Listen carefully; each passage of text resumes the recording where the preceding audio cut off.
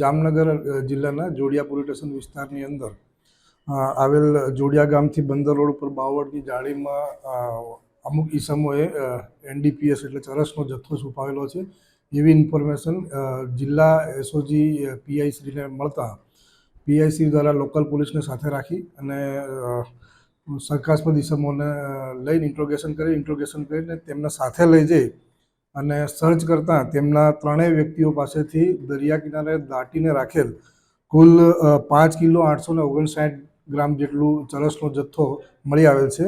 એ ઈસમોનું નામ છે ફરીદ બશીરભાઈ ખોડ વાઢેર છે, અજીત મામદભાઈ ગાધ વાધેર છે, અસગર ગનીભાઈ પાલેજા વાધેર છે।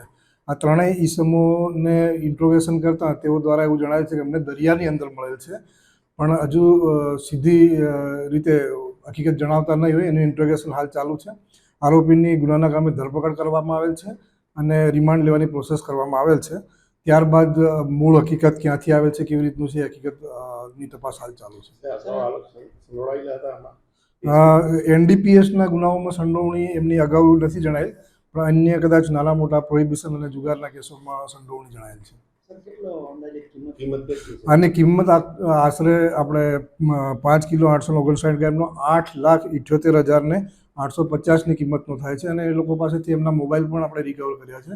એટલે 3 મોબાઈલ લેતા 30,000ના મોબાઈલ થઈ અને આપણે 9,08,000નો મુદ્દામાલ એમની પાસેથી કબજે લીધેલ છે। 500 ગ્રામ જેટલું ચરસનો જથ્થો જ પકડાયો હતો। એ નાર્કોટિક્સ કંટ્રોલ બ્યુરો દ્વારા પકડવામાં આવેલ છે અને એ વ્યક્તિને પણ આ લોકોએ વેચાણ કરવા માટે 500 ગ્રામ આપેલાનું એવું પ્રાથમિક દ્રષ્ટિએ તપાસ દરમિયાન જણાઈ આવેલ છે।